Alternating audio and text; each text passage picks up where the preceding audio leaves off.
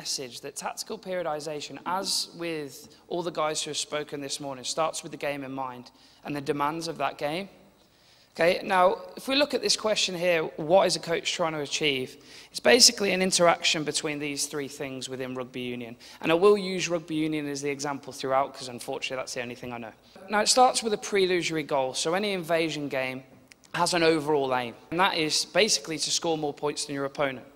And obviously, as with any invasion game, you have a set of rules, very fashionably named constitutive rules.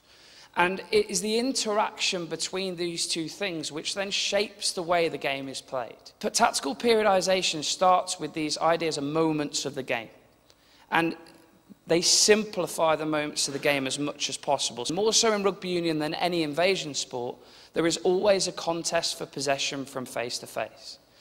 Now, a colleague of ours, Sergio Larabercial, has recently done some research on serial winning coaches, who identify that is the ability to simplify these moments of the game, to understand them in their highest level of complexity, and have the vision go past that and come up with new tactical approaches.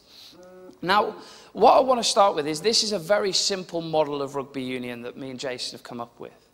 Now, I'm going to use an example of Eddie Jones. Now, this game model gives him a system or way of playing. So those moments of the game are captured within his mind, and that gives birth to this idea of a system. Now, recently in literature, a woman who works quite closely with us, Pam Richards, came up with the idea of a shared mental model.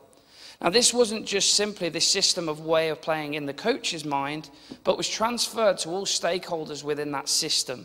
And by system, I mean everyone within that team. So just on the screen there, you've got the assistant coaches, the scrummaging coach, sports psychologist, S&C coach.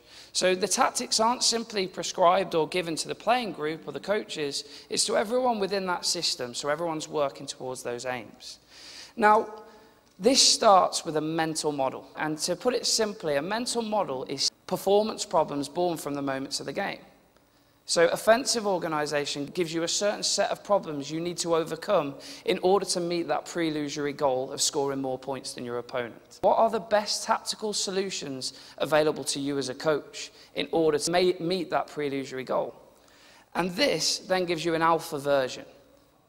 But before you do this, surely you've got to understand some key issues. You've got to have knowledge of your own players' limitations. What can they achieve? What can they do? What's their physical profile like? You've got to have an understanding of the rules of the game, and most importantly, future rule changes. I think the scrummaging rules have changed about 27 times in the last 4 years. If you can predict these, then your alpha version will be a much higher level.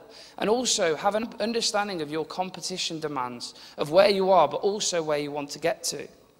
Now, if you can then conceptualize these within your own mental model of the game as a coach, you can start to prescribe a performance vision, a vision of exactly where you want to get to.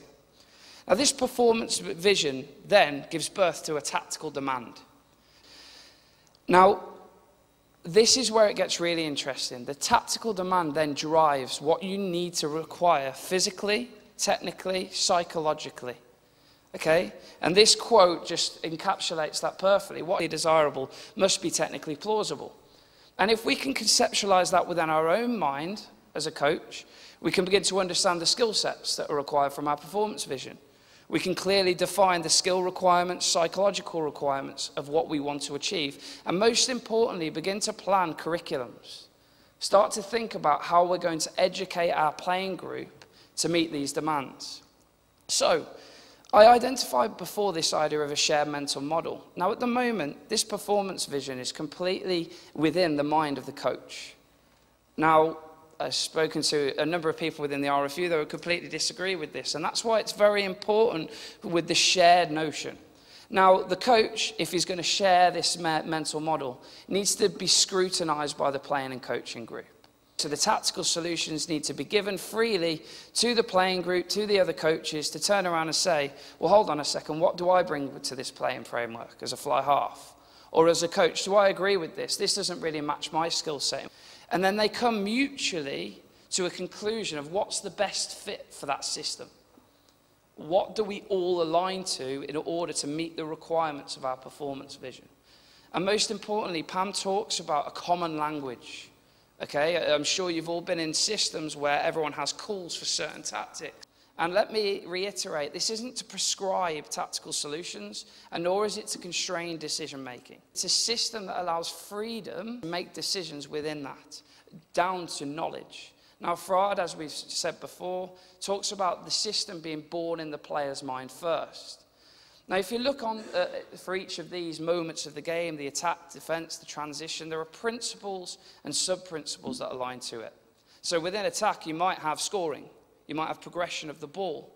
And each of these then has to have a tactical requirement in order to overcome. It's all well and good having a conceptual idea, but what's important is being able to implement this. Now, unfortunately, I'm going to give that old answer of it depends. It depends on your context, and it depends on what you're trying to achieve within your system. What are your long-term goals? What are the job demands? So your priorities should drive how you plan and implement your shared mental model. Do you have an academy setup where results don't matter? Where you might have a group of guys who are going for England 18s or 20s, therefore you might not focus on your own requirements, you might focus on theirs. You might withdraw them and work on their action capabilities and skill sets. Vice versa, you might be absolutely defined by week-to-week results. Now let me reiterate, there is no one-size-fits-all here, and there's no golden chalice.